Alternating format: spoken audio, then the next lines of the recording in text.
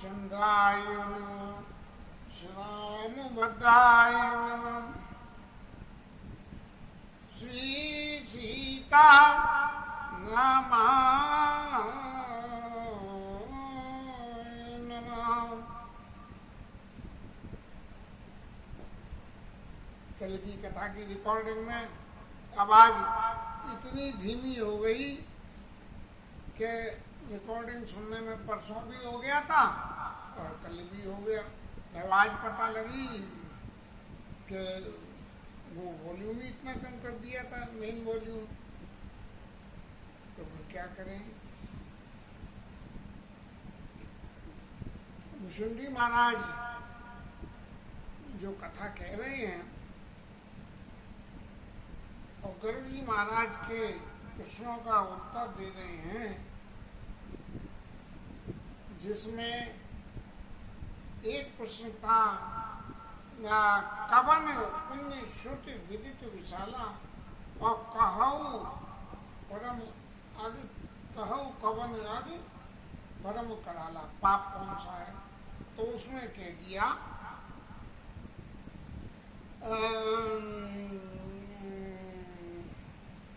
परम धर्म श्रुति विदित अहिंसा और पर निंदा अग न गिरिंसा।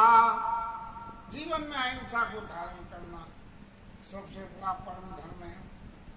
अहिंसा शब्द में मन से, वचन से और कर्म से, तीनों से ही अहिंसा होनी चाहिए, तब तो अहिंसा है। कर्म से अहिंसा नहीं है, लेकिन वचन से हिंसा है या मन से हिंसा है तो वो किसी हद तक हिंसा की परिभाषा में ही आ जाएगी।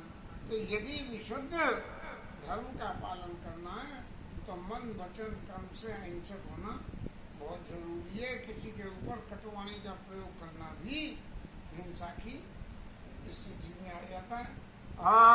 पर निंदा सम अग्न गिरिंसा, और दूसरे की बुराई करने के बराबर कोई दूसरा पाप नहीं है। अब वर्तमान समय के परिप्रेक्ष्य में विचार करें तो आजकल तो सबसे बड़ा धर्म यही है, हमारे पास कुछ हो नहीं हो लेकिन दूसरे की अवगुणों की चर्चा करना हमारा परम धर्म हो गया कि भाई मैं तो जो भी कुछ कहता हूँ वो सच्ची बात ही कह रहा हूँ, मैं कोई झूठी थोड़ी कह रहा हूँ। लेकिन यदि परनिंदा के संग में कोई आदमी ने कोई काम किया, काम करने के उपरांत वो काम प्रतिकूल रहा तो कोई निंदा करे, लेकिन यदि वो ये बतावे कि भाई अगले ने समझदारी तो बहुत करी और ये काम ऐसा कर दिया कि इस काम की बजाय यदि वो ऐसा करता तो ये जो इसके काम के करने में भूल हुई है ये भूल नहीं होती। ये काम इस तरह से रास्ता बताना निंदा की कैटेगरी में नहीं आता है। अब बहुत सी बातें तो ऐसी हैं कि हमने तो पहले ही कही थी कि ये हो ही नहीं सकता भाई, अगर ऐसे नहीं हो सकता है और हो गया तो आप कोई दंड भुगतोगे, तो इसके लिए कोई तैयार नहीं है। तो परनिंदासम अग्न गिरिंसा, इसके बराबर कोई पाप नहीं है, लेकिन निंदा शब्द की व्याख्या को समझना बहुत जरूरी है। कभी किसी के ऊपर यदि हमें कोई निंदा जनित या निंदा से संबंधित या उसकी कमियों के संबंधित कोई सुझाव, प्रस्ताव कहना करना हो तो उसके संग में एक शब्द निदान और जोड़ दिया जाए कि भैया ऐसा निदान हो सकता था लेकिन अब उसने नहीं करा, तो वो जाने क्यों नहीं करा, ये सब उसकी बात है। और फिर कहते हैं हरे गुरु निंदक दादूर होई और जन्म सहस्त्र पाप सोई। भगवान की और गुरु की निंदा जो करता है वो मेरा जैसे मेरा टर टर टर टर करता है, हर गुरु निंदा दादर हुई और 1000 जन्म पाता है। गुरु की निंदा करने से क्या होता है क्या नहीं होता, ये समय समय की परिभाषा के हिसाब से बदल जाता है। देखिए कागभूषण जी महाराज ने गुरु की निंदा नहीं करी लेकिन अपमान करा, और अपमान से बड़ी कोई निंदनीय कार्य नहीं है। लेकिन फिर भी क्योंकि गुरु का स्वभाव ही ऐसा होता है, इसलिए कागभूषण जी महाराज को ये भगवान राम के दर्शन और ये विद्या, इनको कथा कहने की विद्या इनको मिल गई। अब जैसे पार्वती मैया ने दक्ष के यहाँ कही कि जब दक्ष के यज्ञ में महादेव जी का अपमान हुआ तब पार्वती गोस्वामी जी ने लिखा कि गोस्वामी ने कि जिस समाज में भगवान की महादेव जी की निंदा होती हो तो उस समाज में यदि बस चले तो काटिय तासु जीव जो बसाई और श्रवण मूद नत चलिए पराई। यदि बस चले तो उसकी जीव काट ले, लेकिन ये काम तो हर किसी के बस का नहीं है। तो श्रवण मूद नत चलिए पराई, अपने कानों पे हाथ रख के और वहाँ से चला आए। एक कोई ऐसी बात में कहीं हमारे अपने खास लोगों में से एक बार ऐसा मौका आ गया कि हमारे दीक्षा गुरु महाराज के बारे में कुछ कहना चाह रहे थे मुझसे, तो मैंने मना कर दी। मैंने कही ये गुरु निंदा नहीं सुननी चाहिए, तो साहब आप मेरे से इस बारे में कुछ मत कहना, आप जानो आपका काम जानो। पता नहीं कैसे उस समय ये चित्त में भावना उदय होकर आ गई कि गुरु की निंदा नहीं सुननी चाहिए, हर गुरु निंदक दादुर होई और जन्म सहस्त्र पाप ये सोई। और फिर द्विज निंदका बाउ नरक भोग करी और जग जनमयी वायस शरीर धरी। जो ब्राह्मणों का अपमान करे, जिनकी ब्राह्मणों की निंदा करे, उसे बहुत प्रकार के नरक भोगने पड़ते हैं। और फिर क्या होता है, जग जनमयी वायस शरीर धरी, वो संसार में कौवे का शरीर पा जाता है। जिस व्यक्ति के जीवन में जरूरत से ज्यादा अपनी बातों का, अपने तजुर्बे का अभिमान या अपने पक्ष को किसी के भी सामने इस स्थिति में रखना कि मैं जो कह रहा हूँ वही सब सही है, बाकी सब गलत है, ऐसे आदमी को ये कहा जाता है सच स्वपक्ष। लोमश के सामने सिंधी महाराज ने बार बार यही कहा कि सगुन आराधन कहू मुनीषा, बार बार लोमश ऋषि बार बार उनको जो है निर्गुण ब्रह्म का उपदेश कह रहे हैं। और तब लोमश ऋषि को क्रोध आया और क्रोध आके उन्होंने कह दिया कि सत्य स्वपक्ष तब हृदय विशाला और सपति हो पक्षी चंडाला, जाके चंडाल पक्षी तू कौआ बन जा। लेकिन कौआ बनने में भी बहुत फायदा हो गया।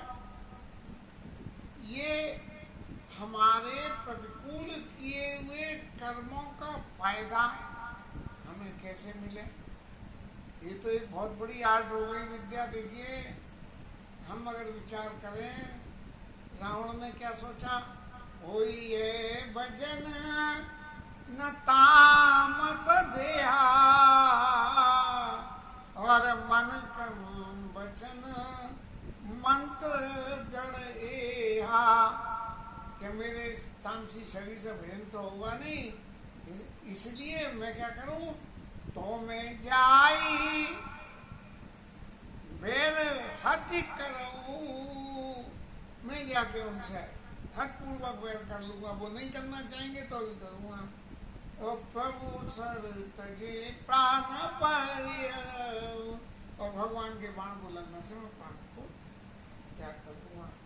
तो ये प्रतिकूल कर्मों के संग में फल तो जरूर है, और वो फल को हम फलदायक जब बना सकते हैं जब हमारे चित्त में एक वो स्थिति आ जाए कि जिस स्थिति में हम अपने किए हुए फल को खुद ये समझे कि ये वास्तव में गलत है और मैं फिर भी कर दिया हूँ, लेकिन अब इसकी सही रास्ता ये हो सकती है जिसको मैंने अभी निदान शब्द कह रहा था कि निदान ऐसा करो कि भगवान से जबरदस्ती बैर कर लो तो उसे तजिए प्राण परिहरऊ, भगवान को जो है प्राण शरीर को मारीच ने क्या करा,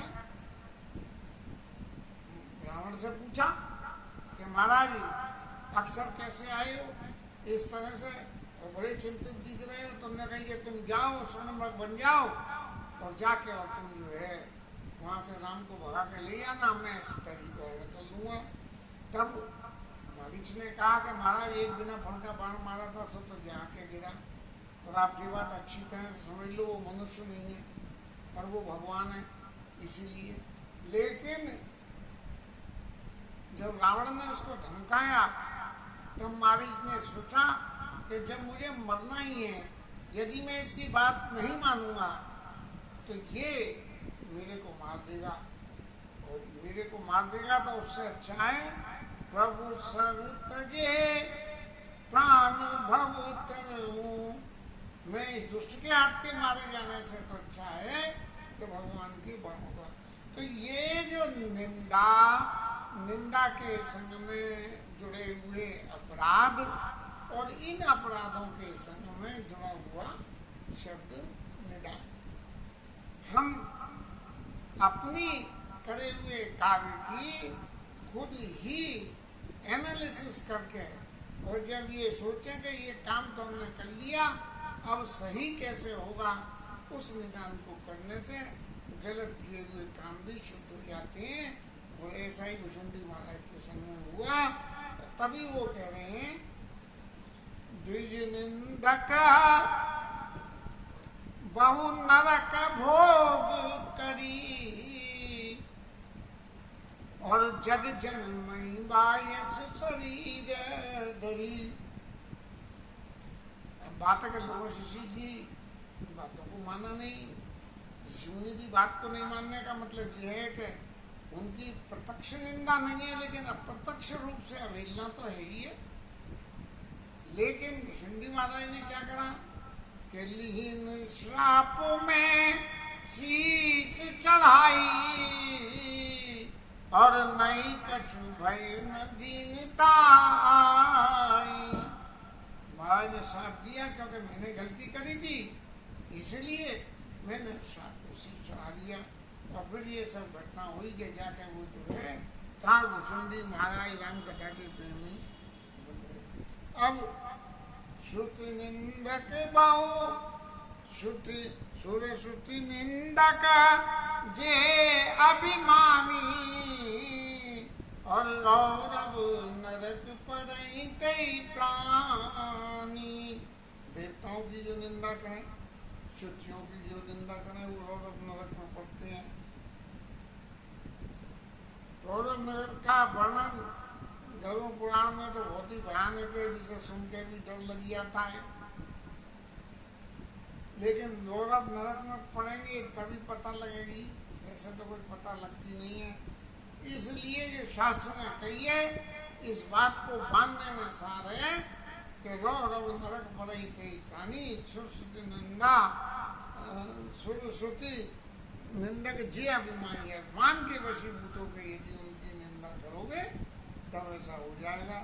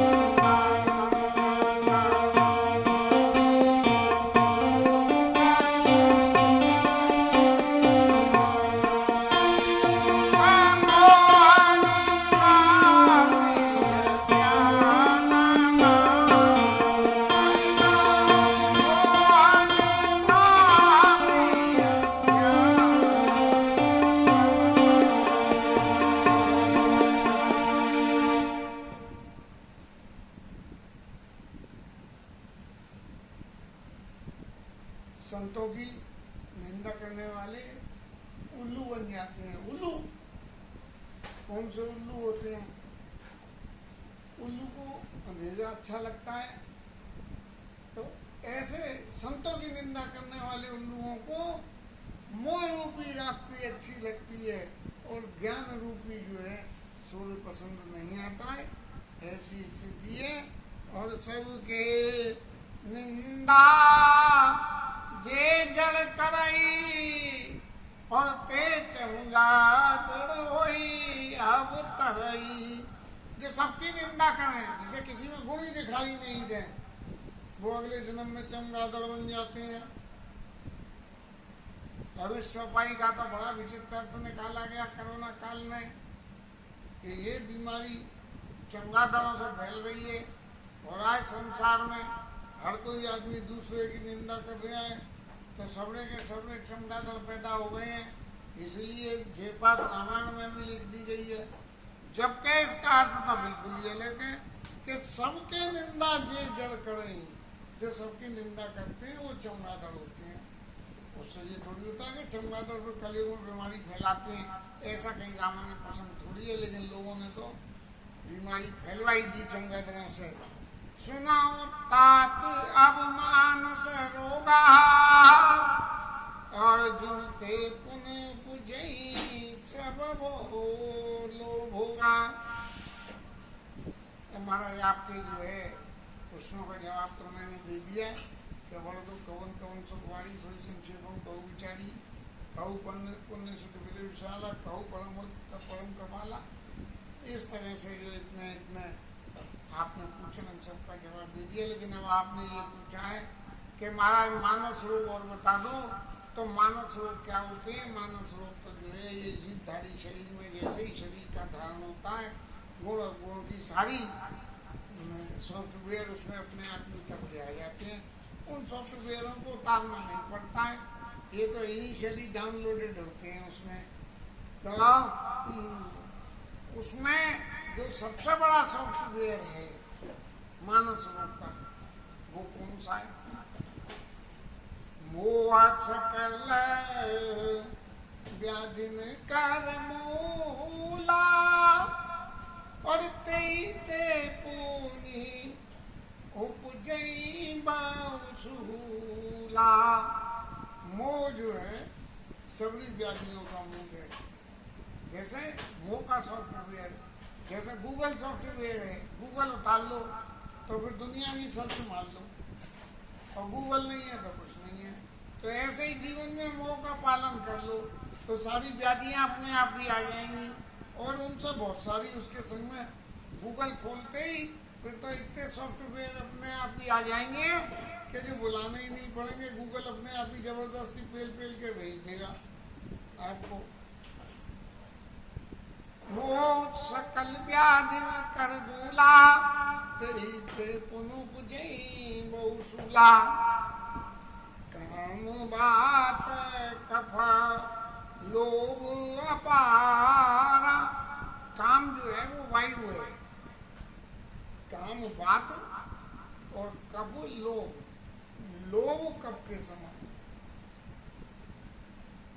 काम बात कफ लोभ अपारा और क्रोध पित्त नित छाती यरा। जब आपको मोह हो जाए तो मोह होते ही सबसे पहले जे मेरा शुरू हुई तो काम रूपी वायु चलने लगी। काम रूपी वायु, अरे फलाने ने मेरा ले लिया। और जब काम रूपी वायु चली तो क्या हुआ? जैसे ठंडी हवा में ज्यादा चले जाओ तो कब पैदा हो जाता है, ऐसे ही ये काम रूपी जो वायु जब चलेगी तो उसमें क्या होगा कि लोभ रूपी कब पैदा हो जाएगा। अरे कोई बात है मेरी ले ली है, मैं इसे कैसे दे दूंगा? मैंने 10 रुपए में खरीदी थी और वो कह रहे आप 5 रुपए ले लो। तो ये जो लोभ है ये कब की तरह से बढ़ता है। कब की तरह से कैसे? कब क्या होता है कि आप डोलते फिरते रहो, बोलते चलते रहो तो ठीक है, और जो बंद कर दो तो एकदम जमा होकर गले में इकट्ठा हो जाता है, फिर आपको वो कुछ बोलने नहीं देता है। तो ऐसे ही कामनाएं जो है यदि आप अपनी कामनाओं की पूर्ति करने के लिए लग जाओगे तो लोभ रूपी कप बढ़ता चला जाएगा। लेकिन यदि सब शांत होकर भगवत भजन करने लगोगे तो वो कप रूपी लोभ नहीं बढ़ेगा। काम बात कप लोभ अपारा, और जब लोभ अपार बढ़ जाए हर चीज में तो क्रोध पित्त नित्य छाती जा रहा। क्रोध जो है वो पित्त स्वरूप है। पित्त माने एसिडिटी। क्रोध आता है तो वो एसिडिटी की तरह से होता है, अंदर से धक्का धक्का धक्का धक्का धक्का अंदर से होती है, ऊपर से कुछ नहीं दिखता है, अंदर होती है मतलब। तो क्रोध पित्त नित्य छाती जा रहा, और प्रीति करई ज्योति निभाई, और उपजई सन्निपात दुखदाई। अगर ये तीनों काम वायु, कफ और पित्त ये तीनों मिल जाएं तो हमारे करुणा महाराज का ही स्वरूप जो है वो बन जाता है। और वो स्वरूप जो है सन्निपात, उसको क्या बोलते हैं सन्निपात को, अरे भूल गया मैं नाम। वो उसके ही होने के बाद तो फिर करुणा होता है कि कपड़ियाँ जम गया, वो सांस लेने नहीं देता है तो वायु नहीं चलती है, और वायु नहीं चलती है तब जो है अंदर जलन आना शुरू हो जाती है, सांस लेने में दिक्कत होती है, फिर तो तकलीफ ही तकलीफ है। विषय मनोरथ दुर्गम नाना, हे सब सूल नाम को जाना। जो सन्निपात पैदा हो जाए तो फिर विषय रूपी मनोरथ, अरे भाई जी काम हो जाए तो मैं ऐसा कर दूँ, जी हो जाए तो ऐसा कर दूँ, और जी हो जाए तो ऐसा कर दूँ। ऐसा करके दुर्गम मनोरथ जो पार नहीं हो सकते हैं वो भी उनकी भी कामना पैदा होने लगती है और हम करने लगते हैं, और फिर ममता पैदा होने लगती है। ममता, ममता दाद, दाद में खुजली मचाते हैं, ऐसे ममता जो है खुजली मचवाती है। अरे भैया क्या कहें, मेरी वो ले गया। ममता दाद कंदू हर्षाई ईर्षाई, और फिर उससे ईर्ष्या आ जाती है, उसने तो इतना कर लिया, तो ईर्ष्या जो है खाज खुजली की तरह से। ममता दाद वो तो दाद है, और जे जो है कंदू कोड़, कोड़ हो जाता है कि खुजली बचती है, हो जाओ तो खून नहीं। ममता दाद कंदू हर्षाई, धर से विषाद गई, और चित्त में हर होकर जरा कुछ हो गया तो हर्ष, और नहीं है तो विषाद।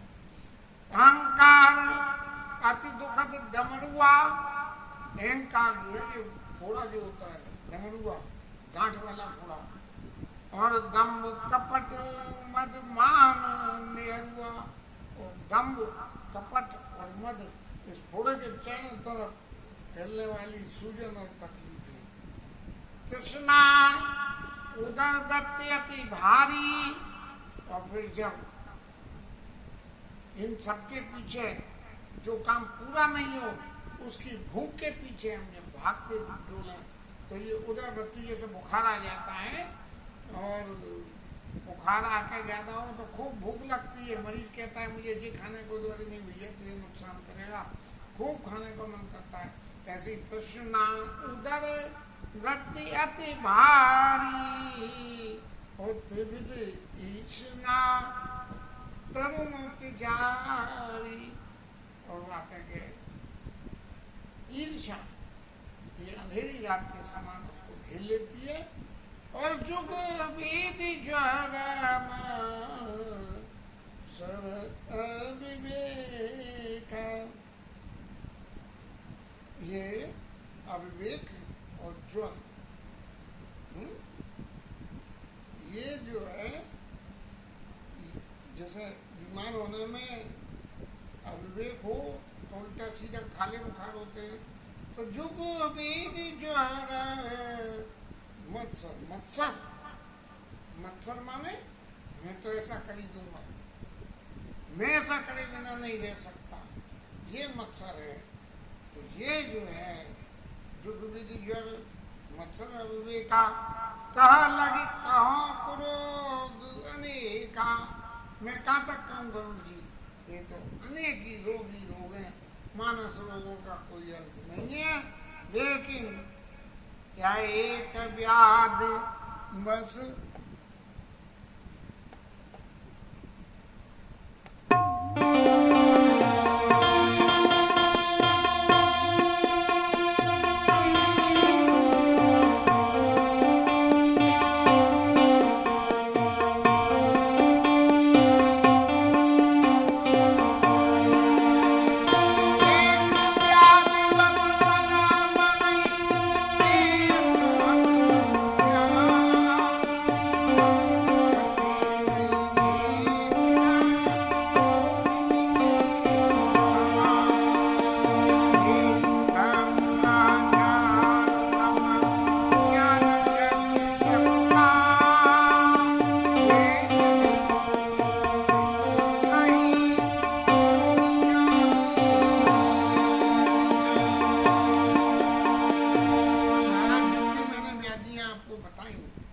मानस रोग बताए हैं, इन रोग में एक ही रोग से ही मर जाता है आदमी, ज़्यादा रोगों की जरूरत नहीं है।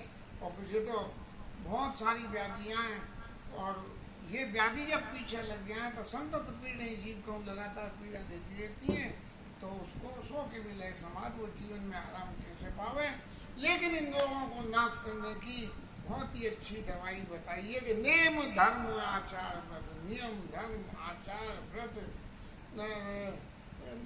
योग यज्ञ जप दान, इनको योग करो, जप करो और दान करो। और बहुत सी दवाइयाँ हैं, भेषज पुण्य कोटिक नहीं रोग जाई अर्जन।